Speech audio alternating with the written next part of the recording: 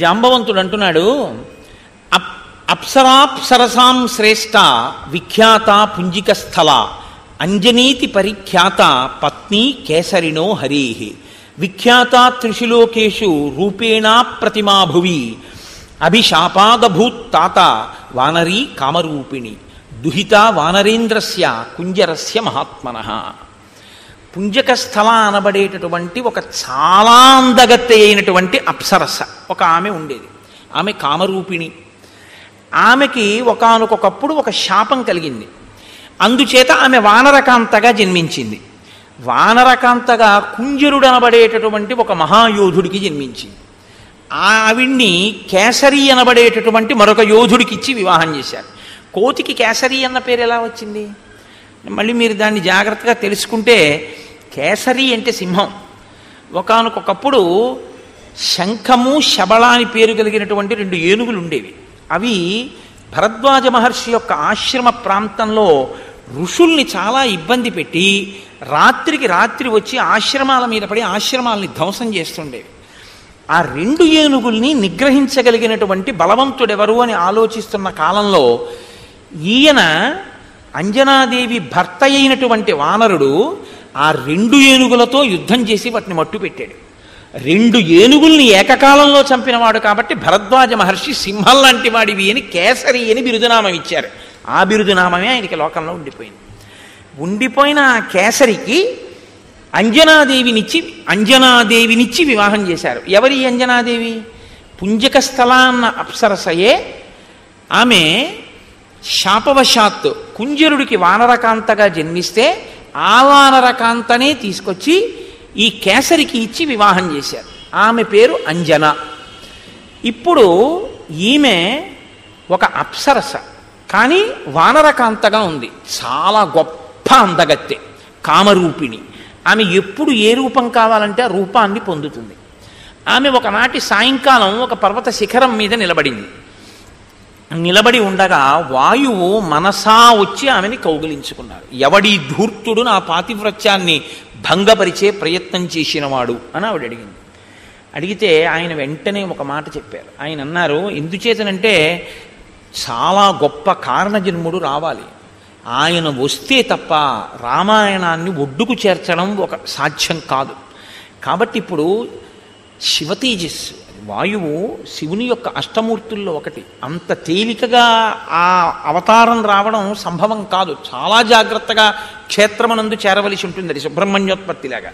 కాబట్టి వాయువు అన్నారు, నత్వాం హింసామి శుశ్రోణి మా భూత్తే సుభగే భయం మనసాస్మి గతో యత్వాం పరిష్వజ్య యశస్వినీం అని పిలిచారు ఆయన. యశస్వినీం, ఓ కీర్తి కలదానా, మహాపతివ్రతవు అన్న కీర్తి నీకుంది. అమ్మా, నీ కీర్తిని చెరపడానికి వచ్చిన వాణ్ణి కాదు. దేవతా కార్యము నిర్వహింపబడడానికి ఒక అత్యంత తేజోవంతుడైనటువంటి పిల్లవాడు ఒకడు వానరుడిగా జన్మించాలి. నువ్వు వానర కాంతగా ఉన్నావు కాబట్టి నా తేజస్సుని మనసా చేరుస్తాను. అప్పుడు నువ్వు ఆ తేజస్సుని లోపల వానరంగా వృద్ధి చేసి ప్రసవించవలసి ఉంటుంది. ఆ వానర రూపంతో వచ్చినటువంటి ఆ తేజోరూపం రేపు రామకార్యానికి ఉపయోగపడుతుంది. కాదు, తదనంతరం లోకంలో రామచంద్రమూర్తిని నమ్ముకున్న ప్రతివాణ్ణి రక్షిస్తుంది. యుగాలు మారిపోయిన అంతటి మహానుభావుడు ఇప్పుడు పుట్టవలసి ఉంది. వీర్యవాన్ బుద్ధి సంపన్న తవ పుత్రో భవిష్యతి మహాసత్వో మహాతేజ మహాబల పరాక్రమ లంఘనే ప్లవనే చైవ భవిష్యతి మయా సమః.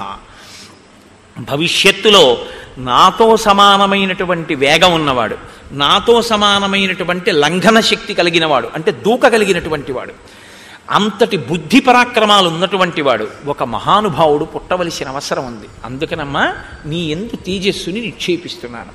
ఇప్పుడు ఆ తల్లి అంతటి మహాపురుషుడికి తల్లి కావడానికి అంగీకరించింది. ఎందుకని? ఆమెకి వానర రూపం శాశ్వతం కాదు, ఆవిడ విడిచిపెట్టేస్తుంది. శాపవశాత్తు వచ్చినటువంటిది కాబట్టి కొంతకాలం తర్వాత వదిలేసి పుంజక స్థలగా వెళ్ళిపోతుంది. మళ్ళీ అప్సరసగా వెళ్ళిపోయినా ఆవిడ కీర్తి లోకంలో శాశ్వతంగా దేనివల్ల ప్రకాశిస్తుందంటే ఆంజనేయుని తల్లిగా, ఆంజనేయ స్వామి వారి తల్లిగా అంజనాదేవి యొక్క స్వరూపం సర్వభూతముల చేత నమస్కరింపబడుతుంది. ఒక అప్సరస ఇంత నమస్కార యోగ్యతని పొందడం అసాధారణమైనటువంటి విషయం. అందుకే అంజనాదేవి తల్లిగా అంత కీర్తిని పొందుతాం. అందుకే యశస్విని అన్నారు. అమ్మా అటువంటి బిడ్డని కడుపున పుట్టబోతున్నాడు. ఆవిడ చాలా సంతోషించి ఒక వానరాన్ని ఒక గుహలో ప్రసవించింది. నేను మీకు మనవి చేశాను ఉత్తరకాండలోంచి. పుట్టగానే హనుమ నువ్వు సూర్యమండలానికి ఎగిరావు పండు అనుకుని సూర్యబింబాన్ని. ఆ సూర్యబింబాన్ని చెనకుతున్న సమయంలో ఇంద్రుడు నిన్ను వజ్రం పెట్టి కొట్టాడు. ఆ వజ్రపు దెబ్బకి నువ్వు పర్వత శిఖరముల మీద పడితే నీ ఎడమ దవడ సొట్టపడింది. తన వజ్రాయుధపు దెబ్బ చేత సొట్టలు పడినటువంటి హనువులు అంటే ఆ దవడలు కలిగిన వాడివి కాబట్టి నిన్ను తన గౌరవార్థం హనుమా అని పిలుస్తారు అని ఆనాడు ఇంద్రుడు అన్నాడు. ఇంద్రుడి చేత నామకరణం ఉంచబడిన వాడివి, సొట్టబడిన హనువు కలిగిన వాడివి కాబట్టి నీకు హనుమ అని పేరు వచ్చింది. ఆనాడు దేవతలందరూ నీకు వరాలు ఇచ్చారు. నీకివ్వబడినటువంటి వరాలలో చాలా చాలా గొప్ప వరం ఏమిటో తెలుసా? అశస్త్ర వజ్రతాం తాత సమరే సత్యవిక్రమ వజ్రస్య చ నిపాతేన విరుజం త్వాం సమీక్ష్య చ సహస్రనేత్ర ప్రీతాత్మ దదౌతే వరముత్తమం. నువ్వు యుద్ధంలో ఏ అస్త్రము చేత ఏ శస్త్రము చేత నిహతుడివి కవు. నీకు దేవేంద్రుడిచ్చిన వరం నిన్ను వజ్రాయుధం కూడా ఏమీ చెయ్యలేదు. దానితో పాటు స్వచ్ఛందతశ్చ మరణంతే భూయాదితి వై ప్రభో. నీవు కోరుకుంటే వదిలిపెడతావు తప్ప శరీరాన్ని, నువ్వు శరీరం విడిచిపెడదాము అని కోరుకోకపోతే నిన్ను పడగట్టగలిగిన వాడు సమస్త భూతములలో దేవతలలో 3 లోకములలో ఎవడూ లేడు. గాలిని కుంభిని అగ్ని అంబువల ఆకాశ స్థలిందిక్కులన్నంటేనే అంత అల్లరి చేశాడు హిరణ్యకశిపుడు. అసలు బ్రహ్మగారు వరం ఇచ్చారు, నీకు స్వచ్ఛంద మరణం, నువ్వు కోరుకుంటే శరీరం పడుతుంది లేకపోతే పడదన్నారు. ఇంత బలం ఉన్నాయన ఇలా దండం పెడుతూ కూర్చుంది. ఏమీ ఆయన కోరుకున్నది లేదు. కాబట్టి హనుమ నీవు కేసరి యొక్క ఔరసపుత్రుడివి, వాయుదేవుని యొక్క అంశతో జన్మించినటువంటి వాడివి, స్వచ్ఛంద మరణాన్ని వరంగా పొందిన వాడివి, ఇంత శక్తి కలిగిన వాడివి. సప్తం కేసరిణ పుత్ర క్షేత్రజో భీమ విక్రమ మారుత సౌరస పుత్ర తేజసా చాపితత్సమ. వాయుదేవుని యొక్క ఔరసపుత్రుడివి, కేసరి అంజనాదేవుల యొక్క కుమారుడివి, పుట్టుకతోనే ఇంత బలపరాక్రమములను పొందినవాడివి, కారణజన్ముడివి. మహానుభావ నువ్వు ఈ కార్యం చెయ్యద్దా? ఏవి నువ్వు బలవంతుడవేగా, నువ్వెందుకు చెయ్యవు అంటావేమో. త్రివిక్రమే మయా తాత శశైలవనకానన త్రిసప్తకృత్వ పృథివీ పరిక్రాంత ప్రదక్షిణం.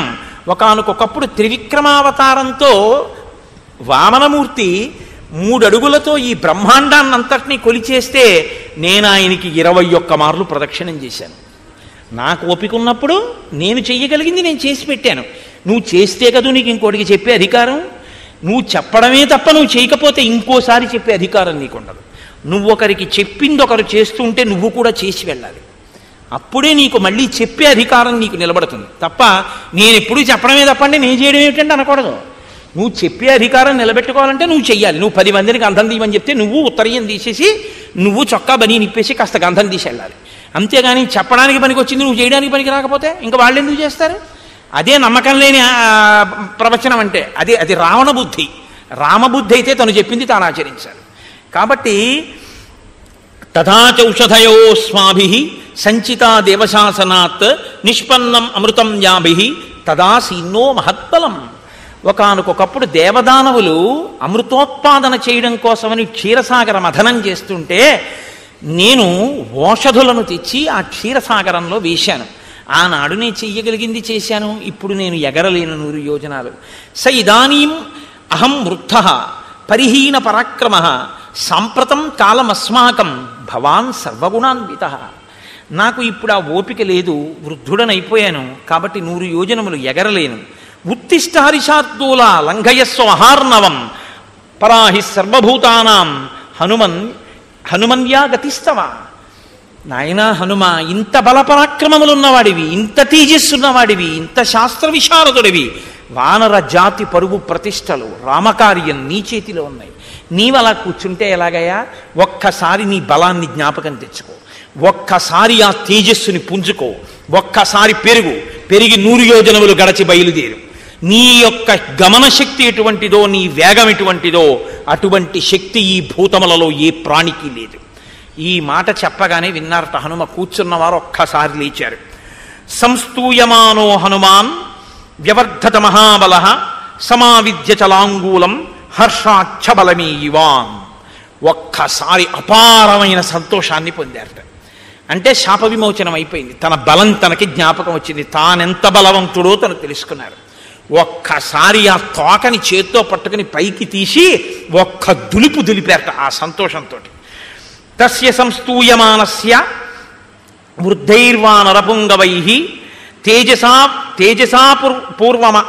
తేజసాపూర్యమాణస్య రూపమాసీదనుత్తమం. ఆ వృద్ధులైనటువంటి వానర పుంగవులు చేసినటువంటి స్తుతి చేత శాప విమోచనాన్ని పొందినటువంటి హనుమ తన బలపరాక్రమములు తాను తెలుసుకుని అపురూపమైనటువంటి రూపాన్ని పొందారు. ఇత పూర్వం వానరులు ఎవ్వరూ ఎప్పుడూ హనుమని ఎలా చూడలేదో అలాంటి స్వరూపాన్ని పొందారు. అంటే ఆయన ఆనందాన్ని పొంది తన బలం తన శక్తి తనకి తెలుస్తున్న కొద్దీ తను పెరిగిపోతున్నారు. అంతంత పెరిగిపోయి ఇప్పటి వరకు ఇలా చూసిన వాళ్ళు ఇలా ఇలా ఇలా ఇలా చూసేటట్టు పెరిగిపోతున్నారు. పర్వతకాయుడై అంతెత్తు పెరిగిపోయి యదా విజృంభతే సింహో విరుద్ధో గిరిగహ్వరే మారుత శౌరస పుత్ర తథా సంప్రతి జృంభతే. ఏమి మాటలు వేసేస్తారండి మహర్షి. గుహలో లేచినటువంటి సింహం తెరచి ఉంచినటువంటి గుహలోంచి బయటికి వచ్చేటప్పుడు ఎలా ఉంటుందో అలా ఉన్నారట స్వామి. గుహ మూసి ఉందనుకోండి, లోపల సింహం ఎలా లేచి బయటకు వస్తుందో మీకేం కనపడదు. గుహ తెరిచి ఉంటేనే మీకు కనపడుతుంది కదండి. సింహం కుక్క లేచి పరిగెత్తినట్టు పరిగెత్తదు. కుక్క లేచింది అనుకోండి, లేచిందే తడవ అలా పరిగెత్తుకుపోతుందండి. ఓ పిల్లి లేచింది అనుకోండి, పడుకున్నది లేచి అలా పరిగెత్తుకుపోతుంది. ఓ ఆవు లేచింది అనుకోండి, పడుకున్నది లేచి మామూలుగా నిలబడుతుంది. సింహం లేస్తే అలా ఉండదు. సింహం పడుకున్నటువంటి సింహం కానీ ఇలా తల పక్కకి పెట్టి పడుకుంటుంది. ఇలాగ పడుకున్నటువంటి సింహం నిద్ర లేవాలనుకుందనుకోండి, ఒకసారి కళ్ళు 2 బాగా తెరిచి ఇలా అని ఒక్కసారి గుహంతా కలయ చూసి లేచి నిలబడి ఒక్కసారి ముందు 2 కాళ్ళ మీద ముందుకి సాగి ఒళ్ళు పూర్తిగా సాగతీసి ఒళ్ళు ఒక్కసారి ఆ నడుము ఆడించి తోక దులిపి నాలుక పైకి తీసి పెదవులు 2 నాక్కుని జూలు విదల్చి నోరు తెరిచి ఒక్క గర్జన చేసి అడుగు తీసి అడుగు వేస్తూ బయటికి వస్తూ ఉంటే ఇంకా ఎదురుగుండా ఏ మృగం ఉండడానికి వీల్లేదు. అలా ఉంటుంది దాని టీవీ, దాని నడక. ఆ సింహం ఎలా బయటికి వస్తుందో గుహలో లేచి, అలా హనుమ కూడా ఒక్కసారి అటువంటి స్థితిని పొందారు. అంటే అలా లేచి ఆ ప్రతి కదలిక, ప్రతి పుంజుకోవడం, ఆ తోక జాడించడం, ఆ పైకి పెరుగుతుండడం, అది అపూర్వంగా ఇంతమంది వానరులు మన హనుమే అని ఆశ్చర్యపోతూ చూస్తూ అందరి చేతులు ఇలా కలుసుకున్నాయి. అంత గొప్ప స్వరూపాన్ని పొందుతున్నారు. ఆ ముఖం వంక చూశారట. అశోభత ముఖం తస్య జృంభమాణస్య ధీమతః అంబరీషమివాదీప్తం విధూమయివ పావకః. ఎర్రగా కాలిపోయిందనుకోండి పెనం, ఎలా ఉంటుందో అలా కాలిపోయిన ఎర్రటి ముఖంలా ఉన్నదట ఆయన యొక్క ముఖ తేజస్సు. పొగ లేకుండా ప్రకాశిస్తున్నటువంటి అగ్ని జ్వాల చాలా గొప్పగా ఉంటుంది. పొగ ఉన్నటువంటి అగ్ని జ్వాలకు అందం ఉండదు. పొగ అన్నది లేకుండా అగ్ని జ్వాల కానీ పైకి లేస్తోందనుకోండి, నాలుకలు చాపుతాడు అప్పుడు అగ్నిహోత్రుడు. అప్పుడు చూడాలి అందం. అసలు పూర్ణాహుతి అందం అంతా అప్పుడే. అసలు ఆ అగ్ని జ్వాల అలా లేవాలి. అంతెత్తు లేచి నాలుకలతో అందుకుంటాడు పూర్ణాహుతితో ఆయన. అంటే ఇలా నిలబడదు శిఖ, అగ్నిశిఖ నిలబడకుండా ఒక్కొక్కసారి. అందుకే పూర్ణాహుతి చేసేటప్పుడు పెద్ద అరటి దొప్ప వాడతారు. అది చూడండి, ప్రాణి బాగా పొడుగ్గా నాలుక ఉన్నటువంటి ప్రాణులు ఏం చేస్తాయంటే అంత దూరంలో ఉన్నదాన్ని చటుక్కని నాలుక చాపి పట్టుకుంటాయి. అలా పూర్ణాహుతి దగ్గరికి వచ్చేటప్పటికి ఆయనే నాలుకలు చాపుతాడు.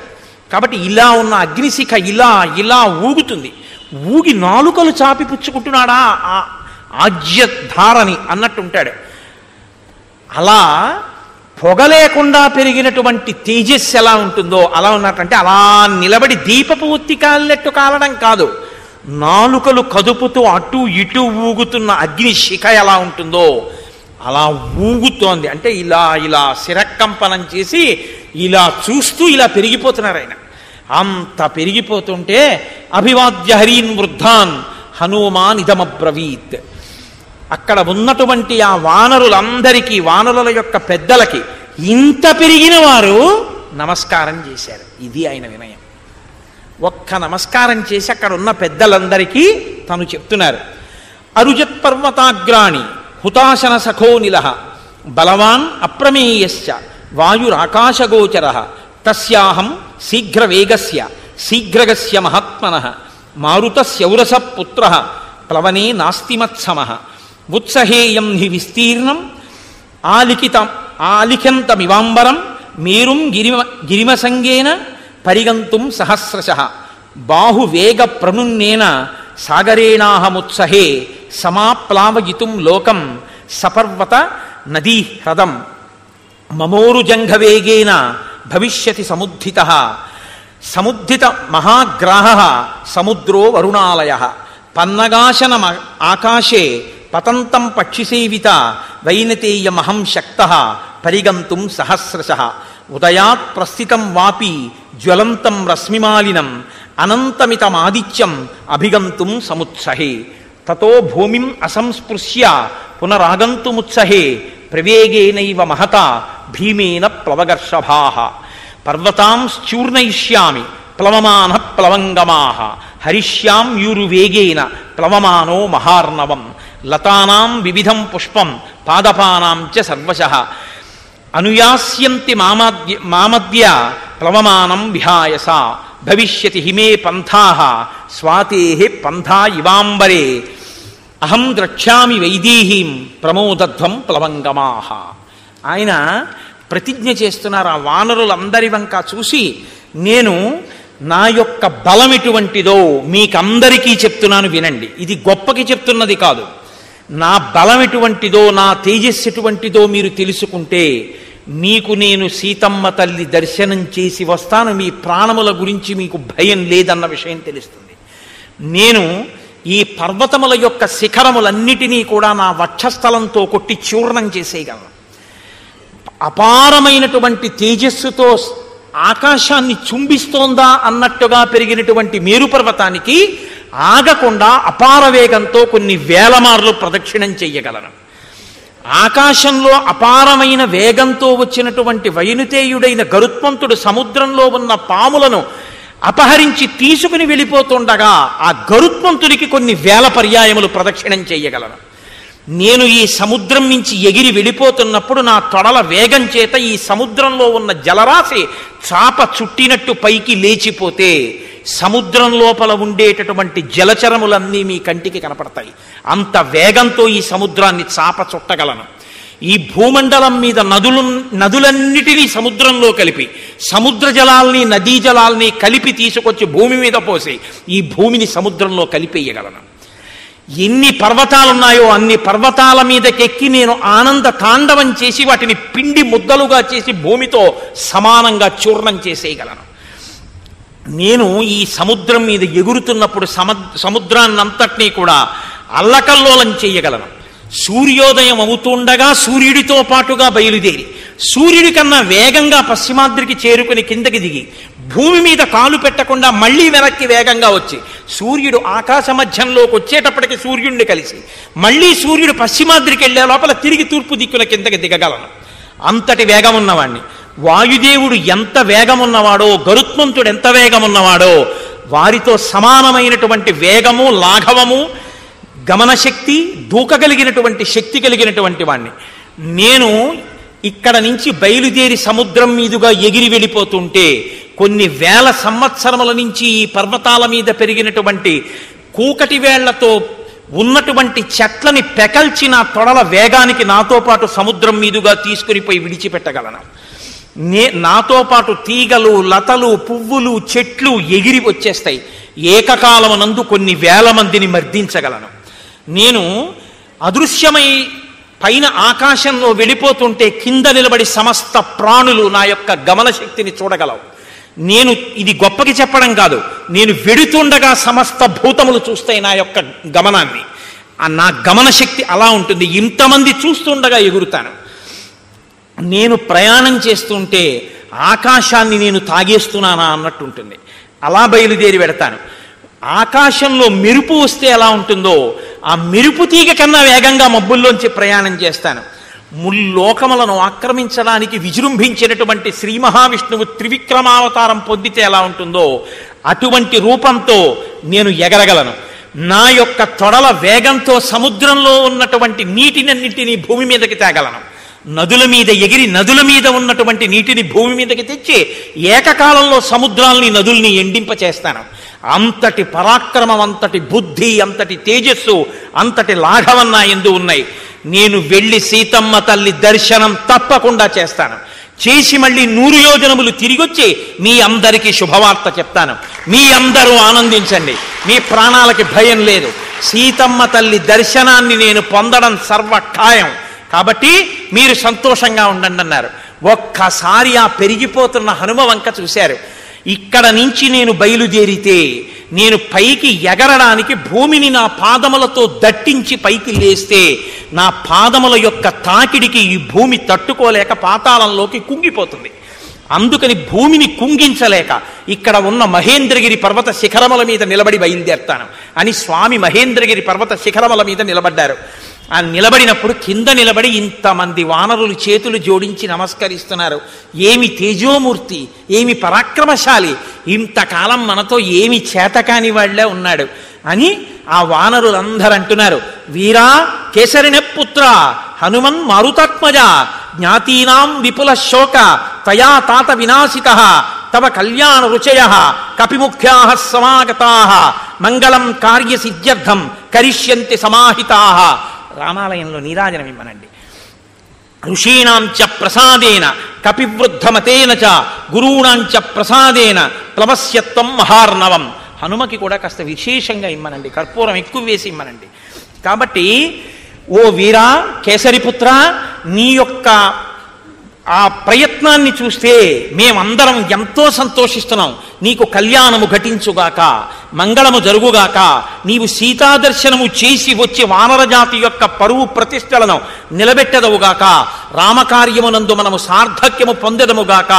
కాబట్టి ఋషుల యొక్క అనుగ్రహంతో, పెద్దల యొక్క అనుగ్రహంతో ఏ ప్రతిబంధకం లేకుండా ఆకాశ మార్గంలో నీ ప్రయాణం జరిగి నువ్వు లంకాపట్టణం చేరి సీతమ్మ తల్లిని చూసెదవుగాక అంటుండగా స్వామి మహేంద్రగిరి పర్వత శిఖరముల మీద ఒక్కసారి అట్నుంచి ఇటు తిరిగి జూలు విదిలిస్తే ఆయన యొక్క కదలికలకి, ఆయన యొక్క నడకకి పర్వతాల యొక్క శిఖరాలు కదిలిపోతే విద్యాధరులందరూ లేచి విడిపోయారట. ఋషులందరూ ఒక్కసారి కదిలిపోయారట. సింహాలు, పెద్ద పులులు, మృగాలు అన్నీ కూడా లేచి భీతితో పరిగెత్తేట. కలుగులలో ఉన్నటువంటి పాములు ఆయన పాద తాకిడికి కలుగులు మూసుకుపోతే అకస్మాత్తుగా కలుగులు మూసుకుపోతున్నాయని ఆ పాములు గభాలన బయటికి వచ్చేటప్పటికి సగంలో నొక్కేస్తే పర్వతం మీద పతాకాలు నిలబడ్డాయా అన్నట్టుగా విషాన్ని కక్కుతూ ఇలా నిలువుగా నిలబడ్డాయట పాములు.